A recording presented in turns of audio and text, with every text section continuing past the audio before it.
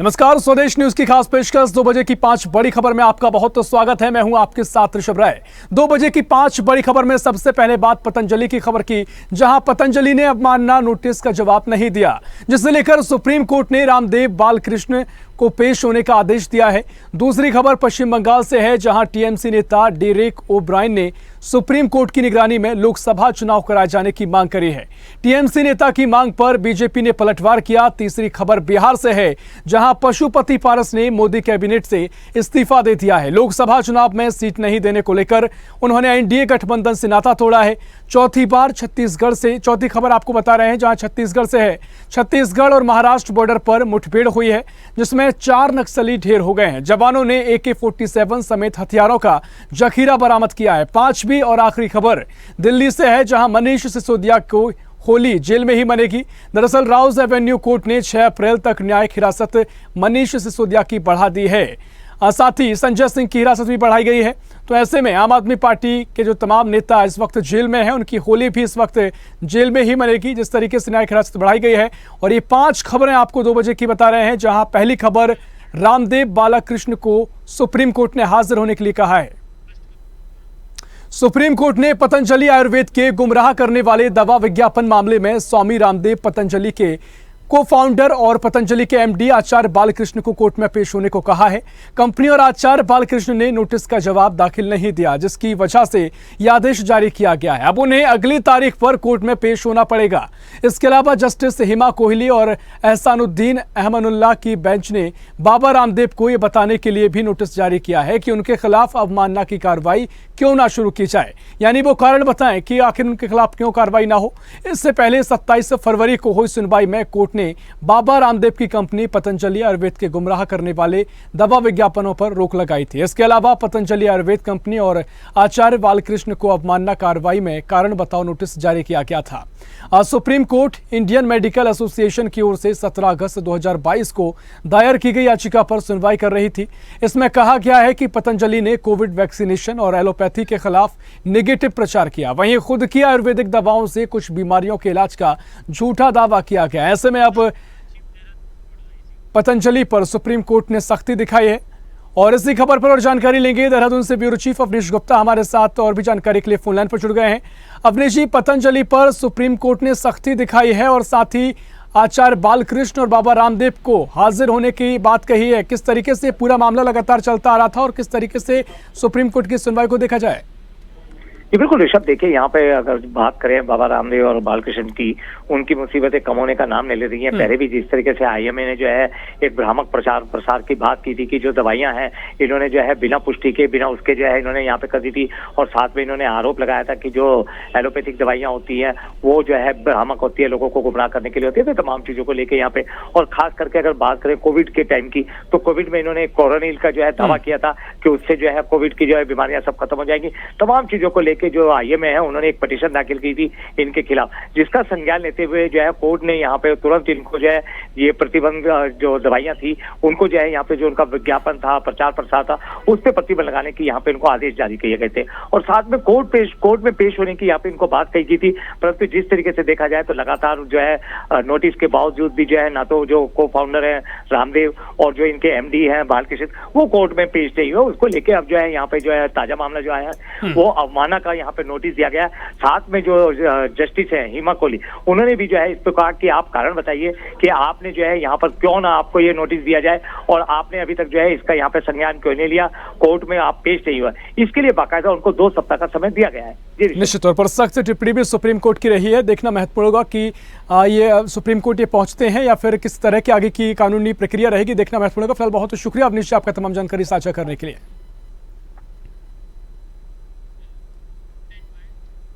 TMC के वरिष्ठ नेता डेरेक ओब्रायन ने मांग की है कि सुप्रीम कोर्ट की निगरानी में लोकसभा चुनाव कराए जाने चाहिए।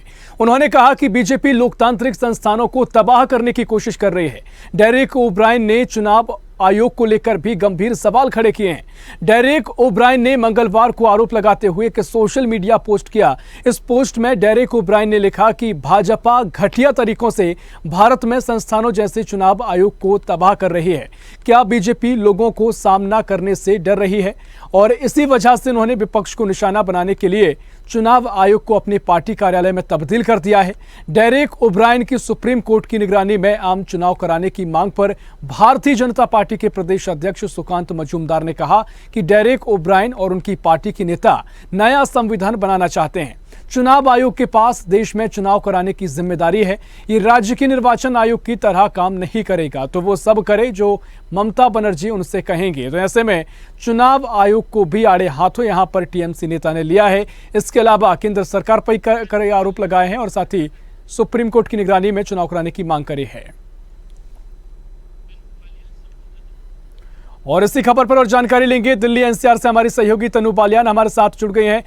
तनु, टीएमसी यहां पर भारतीय जनता पार्टी पर चुनाव आयोग पर सवाल उठा रही है और सुप्रीम कोर्ट से मांग कर रही है कि उनकी निगरानी में चुनाव कराए जाएं। क्या कुछ टीएमसी का नजरिया है, क्या कुछ टीएमसी का कहना है और सियासी मायने इसके क्या कुछ निकाले जाएं? ऋषभ, मैं आपको बता दूं कि लोकसभा चुनाव 2024 की तारीखों का ऐलान होने के बाद जो सभी पार्टियां हैं उनमें हलचल जो है वो बढ़ गई है। वहीं वरिष्ठ टीएमसी नेता जो है डेरेक ओब्रायन, उन्होंने मंगलवार को कहा कि सुप्रीम कोर्ट की निगरानी में लोकसभा चुनाव जो है वो पार्टी चाहती है, क्योंकि जो बीजेपी की चालें हैं वो चुनाव आयोग जैसी संस्थाओं को नष्ट कर रही है। वहीं टीएमसी पार्टी के जो नेता हैं उन्होंने ये भी कहा कि भाजपा लोगों का सामना करने से इतनी घबरा रही है कि वह चुनाव आयोग को अपनी पार्टी कार्यालय में बदल रही है। उन्होंने सोशल मीडिया प्लेटफॉर्म पर भी पोस्ट करते हुए एक्स पर ये कहा है कि जो भाजपा की गंदी चालें हैं भारत के चुनाव आयोग जैसी संस्थाओं को नष्ट कर रही है। क्या भाजपा लोगों का सामना करने से घबरा गई है कि विपक्ष को निशाना बनाने के लिए ईसीआई को पार्टी कार्यालय में बदल रहे हैं? वहीं जो बीजेपी के जो नेता है उनकी तरफ से भी अब जो ऋषभ है वो स्टेटमेंट जो है वो सामने आ गई है। उन्होंने जो ये बोला है, जो प्रदेश अध्यक्ष है सुकांत मजूमदार, उन्होंने भी कहा चुनाव आयोग के पास देश में चुनाव कराने की जिम्मेदारी है। ये राज्य के निर्वाचन आयोग की तरह जो है वो काम नहीं करेगा, जो वो सब करे जो ममता बनर्जी उनसे कहेगी। तो हम यहाँ पर ऋषभ ये देख रहे हैं कि जो तमाम आरोप प्रत्यारोप का जो सिलसिला है वो भी जारी हो गया है। तो ऐसे में ये देखने वाली बात होगी कि क्या ये जो है न्यायाधीश की निगरानी में ये चुनाव होंगे, क्योंकि यहाँ पर चुनाव आयोग को भी आड़े हाथों यहाँ पर ले लिया है। हाँ बिल्कुल तनु, जिस तरीके से तमाम आरोप प्रत्यारोप तो हम लगातार देख रहे हैं, लेकिन कुछ खबरें ये भी आई कि प्रधानमंत्री मोदी की सभाएं जो हुई उसको लेकर भी आचार संहिता के उल्लंघन के आरोप टीएमसी ने लगाए हैं। उनका कहना है कि 16 मार्च को जब चुनावों की तारीखों की घोषणा कर दी गई थी उसके वक्त भी व्हाट्सएप पर सरकारी विज्ञापनों के जो मैसेज वो आए हैं, तो ऐसे में कहीं ना कहीं से चुनावी मुद्दा बनाने की ओर भी टीएमसी नजर आई है। जी जी बिल्कुल ऋषभ, जिस तरीके से टीएमसी जो है वो लगातार आरोप लगा रही है कि जो सोशल प्लेटफॉर्म है उस पे भी जो है वो चुनाव का जो एड्स है वो देखे जा रहे हैं। वहीं अभी पिछले दिनों हमने देखा कि आचार संहिता लगी हुई है, उसके बावजूद भी जो नरेंद्र मोदी है वो वायुसेना के जेट है उससे पहुंचे थे। तो लगातार हम देख रहे हैं कि आरोप प्रत्यारोप का सिलसिला जारी है। साथ ही यहाँ पर जो टीएमसी है वो निशाना ये साध रही है कि आचार संहिता का भी उल्लंघन हो रहा है। वहीं उनको ईवीएम पे भी भरोसा नहीं है, वो लगातार मांग कर रहे थे कि बैलेट पेपर से चुनाव होने चाहिए। वहीं अब जो है ये मामला भी अब न्यायाधीश की निगरानी में जो है वो टीएमसी चाहता है। हाँ बिल्कुल तनु, क्या ये माना जाए जिस तरीके से लोकसभा चुनाव नजदीक आ रहे हैं और पार्टियां सक्रिय हुई हैं, कम से कम बंगाल में जो टीएमसी है उसने इस मुद्दे को बनाने की कोशिश की है और आगे ये मुद्दा जमकर और आगे भी देखने को मिल सकता है? जी बिल्कुल ऋषभ, आगे ये मुद्दा जो है वो और ज्यादा देखने को मिलेगा, क्योंकि अब कई मुद्दे हो गए हैं, उसमें से ये मुद्दा भी जो है वो बहुत गंभीर देखा जा रहा है। और आगे भी हम देखेंगे कि जो नेता है, जिनकी टीएमसी नेता जो है स्टेटमेंट लगातार सामने आ रहे हैं, तो आगे में देखा जाएगा कि अभी तो थोड़ा समय है। जिस तरीके से तारीखों का ऐलान हुआ, पहले चरण में भी अभी समय है, तो उससे पहले ये मुद्दा जो है ऋषभ वो गरमाता हुआ जो है वो अब यहाँ पर दिखाई देने लगा है। निश्चित तौर पर इससे पहले हमने देखा ईडी हो, सीबीआई हो, अन्य संस्थानों के दुरुपयोग का आरोप लगातार विपक्ष पार्टियां लगाती रही हैं, लेकिन एक बार फिर यहाँ पर चुनाव आयोग पर भी सवाल खड़े किए हैं। फिलहाल बहुत बहुत शुक्रिया तनु आपका तमाम जानकारी साझा करने के लिए। तो सुप्रीम कोर्ट से मांग भी टीएमसी ने की है कि सुप्रीम कोर्ट की निगरानी में चुनाव आयोजित करे जाए, इसे लेकर तमाम बातें टीएमसी का कहना है। रुक करेंगे अगली खबर की ओर, जहां राष्ट्रीय एलजेपी के राष्ट्रीय अध्यक्ष पशुपति पारस ने केंद्रीय मंत्री के पद से इस्तीफा दे दिया है। उन्होंने कहा कि एनडीए में मेरे साथ नाइंसाफी हुई है, अब मैं तय करूंगा कि कहां जाना है। मंगलवार को दिल्ली में प्रेस कॉन्फ्रेंस में उन्होंने ऐलान किया है। पशुपति कुमार पारस ने कहा है कि 5-6 दिन पहले मैंने प्रेस वार्ता में कहा था कि मैं तब तक इंतजार करूंगा जब तक एनडीए सीटों की घोषणा नहीं कर देती। मैंने बहुत ईमानदारी से एनडीए की सेवा की है। प्रधानमंत्री मोदी देश के बड़े नेता हैं, लेकिन हमारी पार्टी और व्यक्तिगत रूप से हमारे साथ नाइंसाफी करी गई है, इसलिए मैं केंद्रीय मंत्री पद से इस्तीफा देता हूं। बता दें कि बिहार की 40 लोकसभा सीटों के लिए एनडीए ने सीट शेयरिंग को लेकर घोषणा कर दी है। बीजेपी, जेडीयू, एलजेपी, रामविलास, राष्ट्रीय लोक मोर्चा और हम के बीच में सीटों का बंटवारा हो गया है। वहीं इस बंटवारे में पशुपति कुमार पारस की पार्टी राष्ट्रीय लोजपा को एक भी सीट नहीं दी गई है। उनकी पार्टी को पूरी तरह से गठबंधन के अंदर दरकिनार कर दिया गया है। तब इससे वे नाराज हैं। सूत्रों के मुताबिक पशुपति पारस की पार्टी आरजेडी के संपर्क में है और संभावना यह है कि आज या कल वे बड़ा ऐलान कर सकते हैं। पशुपति पारस ने पहले ही कह दिया है कि वो हर हाल में हाजीपुर सीट से चुनाव लड़ेंगे। अब एनडीए में ये सीट चिराग को मिली है। वहीं इसको लेकर तेज प्रताप का बयान सामने आया है। उन्होंने कहा कि वो साथ आएंगे तो स्वागत है और इसी के साथ जेडीयू ने कहा पारस को पीएम मोदी का कर्ज अदा करना चाहिए। और इसी खबर पर और जानकारी लेंगे। दिल्ली से हमारे सहयोगी इरफान खान फोनलाइन पर जुड़ गए हैं। इरफान, यहाँ पर पशुपति पारस ने केंद्रीय मंत्री पद से इस्तीफा दिया है और लगातार जो बिहार की सियासत है नया मोड़ देखने को मिल रहा है। कई आरोप उन्होंने लगाए हैं, कहा कि नाइंसाफी उनके साथ हुई है और साथ ही संभावना ये भी कि आरजेडी का दामन वो थाम सकते हैं। फिलहाल क्या कुछ सियासी समीकरण बिहार में बनते नजर आ रहे हैं? जी हाँ, बिल्कुल ऋषभ, ये देखने को मिल रहा है बिहार की सियासत में काफी गर्मी देखने को मिल रही है। दरअसल रामविलास पासवान के बाद ही पशुपति पारस में और चिराग पारस में जो है काफी मतभेद देखने को मिल रहे थे। इसके चलते ही एनडीए ज्वाइन किया था और केंद्र में मंत्री बने थे पशुपति पारस। लेकिन फिलहाल जो सीटों के बंटवारे किए गए हैं उन बंटवारों में पशुपति पारस के झोले में एक भी सीट नहीं आई है, जिसको लेकर अब पशुपति पारस ने नाराजगी जताई है। और सूत्रों के हवाले से खबर आ रही है कि महागठबंधन में शामिल हो सकते हैं पशुपति पारस, जिन्होंने साफ तौर पर ऐलान कर दिया है कि चुनाव तो वो लड़ेंगे ही, लेकिन अब किस दिशा में जाकर चुनाव लड़ेंगे ये देखना होगा। बिल्कुल, लेकिन जो चर्चाएं हैं कि आरजेडी का दामन वो थाम सकते हैं और खासकर जो चिराग पासवान की पार्टी की जो सीटें, जहां से 5 सीटें एनडीए में मिली हैं, उन्हीं के सामने आकर चुनौती दे सकते हैं। इस बात को लेकर अगर देखें तो सियासी रूप से कम बिहार में क्या कुछ नजर आता है? जी हाँ ऋषभ, आरजेडी को लेकर उन्होंने पूरी तरह साफ तो नहीं किया है, लेकिन हाँ कई प्रेस वार्ता में उन्होंने ये घोषणा तो की थी कि वो आरजेडी का दामन थाम सकते हैं और आरजेडी से चुनाव लड़ सकते हैं, लेकिन अभी उस पर पूरी तरह पुष्टि नहीं की गई है, जिसको लेकर अभी शायद आज या कल में बैठक की जाएगी, उसके बाद ही उसकी पूरी पुष्टि की जाएगी। बिल्कुल इरफान, देखिए बयानबाजी का दौर भी हम देख रहे हैं। जिस तरीके से उन्होंने कहा कि व्यक्तिगत तौर पर और पार्टी के साथ नाइंसाफी की गई है। जेडीयू भी कह रही है कि पीएम मोदी का शुक्रिया अदा करना चाहिए, उनका कर्ज अदा करना चाहिए। तो किस तरीके से बयानबाजी भी इस दौरान देखने को मिल रही है? जी हाँ, बिल्कुल दोनों ही तरफ से बयानबाजी हो रही है, पर कहीं ना कहीं पशुपति पारस जो हैं वो नाराज नजर आ रहे हैं बीजेपी से। उन्होंने, उनका कहना है कि मैंने जो है एनडीए की काफी सेवा की है, लेकिन एनडीए से उसका परिणाम नहीं मिल पाया है, इसीलिए शायद पशुपति पारस जो है अब नाराजगी जताते हुए आरजेडी का दामन थाम सकते हैं। निश्चित तौर पर यहाँ पर लगातार हाजीपुर हो या फिर तमाम जो सीटों पर चिराग पासवान को सीटें दी गई हैं, बढ़ती लोकप्रियता की एक बड़ा कारण हो सकती है और उनका ज़्यादा मजबूत वोट बैंक भी शायद चिराग पासवान को बीजेपी ने तय करके उनको सीटों को बंटवारा किया है। देखना महत्वपूर्ण होगा कहाँ का रुख इख्तियार अब पशुपति पारस करते हैं। फिलहाल बहुत शुक्रिया इरफान आपका तमाम जानकारी साझा करने के लिए।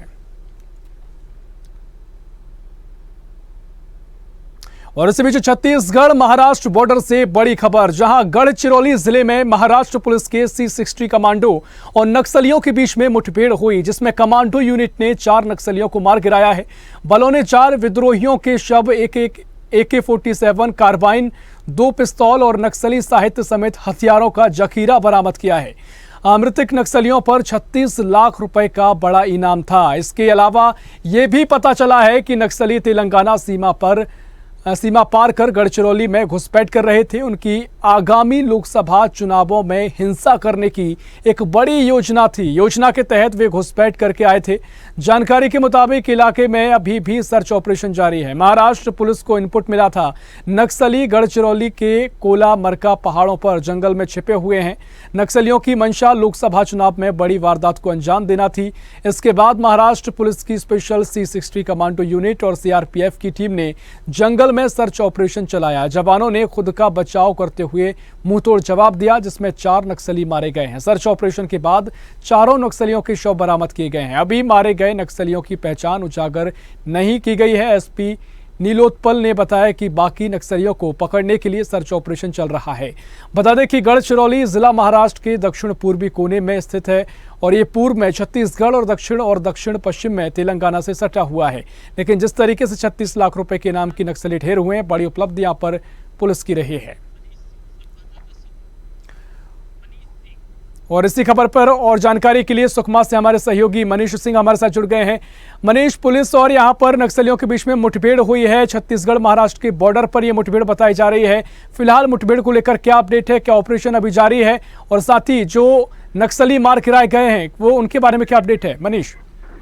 ऋषभ जी, मैं आपको बता देना चाहूंगा कि लोकसभा चुनाव से पहले नक्सलियों को बड़ा झटका लगा है, जिसमें 36 लाख के 4 नक्सली कमांडर ढेर हुए। छत्तीसगढ़ और तेलंगाना महाराष्ट्र सीमा पर C60 कमांडो के द्वारा सुबेरे मुठभेड़ हुई, जिसमें 4 नक्सली शहीद हुए और घटना स्थल से AK-47 कार्बाइन और 2 पिस्टल समेत भारी मात्रा में विस्फोटक सामान बरामद हुए।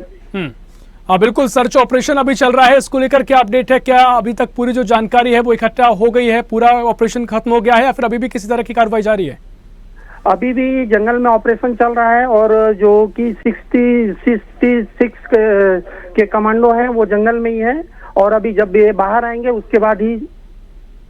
हाँ बिल्कुल मनीष, देखिए खबर निकलकर सामने आई है कि लोकसभा चुनाव को लेकर एक बड़ी वारदात को अंजाम देने की पूरी योजना थी। किस तरह के इनपुट मिले थे और क्या कुछ साक्ष्य फिलहाल मिल पाए? ये तेलंगाना पुलिस को इनपुट मिला हुआ था कि कोला मरका के जंगल में माओवादियों की गतिविधि है और सुबह 60 के कमांडो के जो जवान थे वो सुबह उस जंगल की ओर निकले थे और जो कि मुठभेड़ हुई, जिसमें 4 माओवादी ढेर हुए। निश्चित तौर पर बड़ी सफलता कमांडोज के लिए है, पुलिस के लिए है। फिलहाल बहुत शुक्रिया मनीष आपका तमाम जानकारी साझा करने के लिए। और रुक करेंगे अगली खबर की ओर, जहां शराब घोटाले मामले में आरोपी मनीष सिसोदिया की मुश्किलें कम होने का नाम नहीं ले रही हैं। अदालत ने मनीष सिसोदिया की न्यायिक हिरासत बढ़ा दी है। दिल्ली के चर्चित शराब घोटाले में मनीष सिसोदिया को CBI ने गिरफ्तार किया था, जिसके बाद से वो लगातार जेल में बंद हैं। अदालत से 6 अप्रैल तक सिसोदिया की न्यायिक हिरासत बढ़ा दी गई है।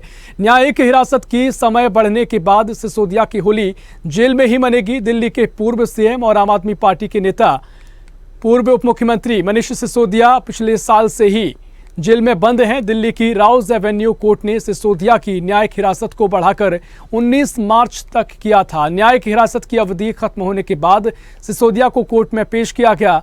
अब कोर्ट ने सिसोदिया की न्यायिक हिरासत की अवधि एक बार फिर बढ़ा दी है। इधर कोर्ट ने इसी शराब घोटाले में जेल में बंद आम आदमी पार्टी के नेता संजय सिंह को भी पेशी से छुट्टी दी है, क्योंकि उन्हें राज्यसभा में शपथ लेनी है। हालांकि आम आदमी पार्टी जांच एजेंसियों की इस कार्रवाई को साजिश का हिस्सा बताती आई है। ये पूरा मामला आपको बता रहे हैं। दरअसल ये पूरा मामला दिल्ली शराब नीति केस में से जुड़ा हुआ है, जहां मनी लॉन्ड्रिंग के कई आरोप हैं, तो इसके अलावा तमाम आरोप इस पूरी नीति बनाने में भ्रष्टाचार के भी हैं। करोड़ों का फायदा लेने की कोशिश की गई है, ऐसा दावा भारतीय जनता पार्टी करती आई है। उसी के चलते लगातार ईडी भी पूछताछ कर रही है और पूछताछ के लिए ही चाहे मनीष सिसोदिया हो, संजय सिंह हो, इसके पहले सत्येंद्र जैन भी मेडिकल लीव पर बाहर थे, उनको भी तलब किया गया है। तो ऐसे में तमाम नेता जो ईडी की गिरफ्त में हैं और लगातार पूछताछ उनसे हो रही है, और साथ ही अरविंद केजरीवाल के नाम पर भी चर्चा का विषय बना हुआ है कि वो भी जल्द गिरफ्तार हो सकते हैं, लेकिन उस पर भी सियासत देखने को मिल रही है। और इसी खबर पर और जानकारी लेंगे। दिल्ली से हमारे सहयोगी राहुल झा हमारे साथ फोन लाइन पर जुड़ गए हैं। राहुल, मनीष सिसोदिया की जो होली है वो जेल में ही मनेगी, क्योंकि उनकी हिरासत की तारीख बढ़ा दी गई है, 6 अप्रैल तक न्यायिक हिरासत बढ़ाई गई है। इसको लेकर क्या अपडेट है और तमाम तरीके से जो सियासी पूरा मामला तूल पकड़ता जा रहा है, क्योंकि केजरीवाल का नाम भी सामने आ रहा है, क्या कुछ सियासी मिजाज बना हुआ है?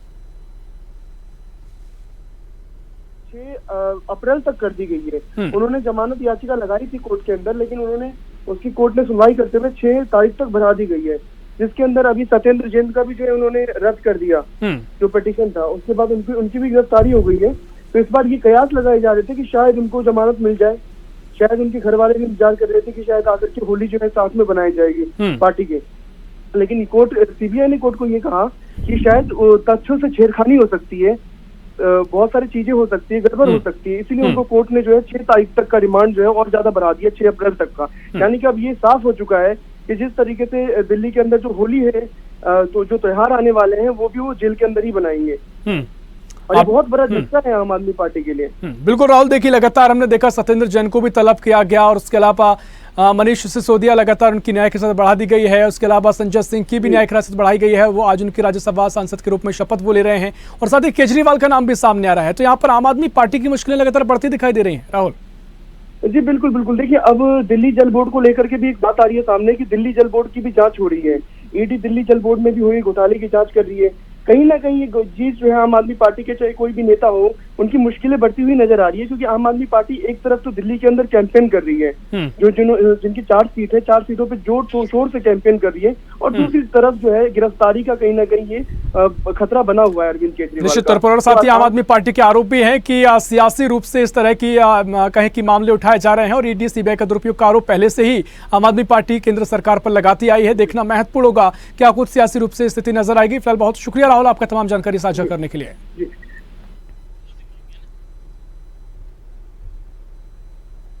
और फिलहाल के लिए 2 बजे की 5 बड़ी खबर में इतना ही। देश प्रदेश की और भी खबरों के लिए देखते रहिए स्वदेश न्यूज, सबसे पहले देश।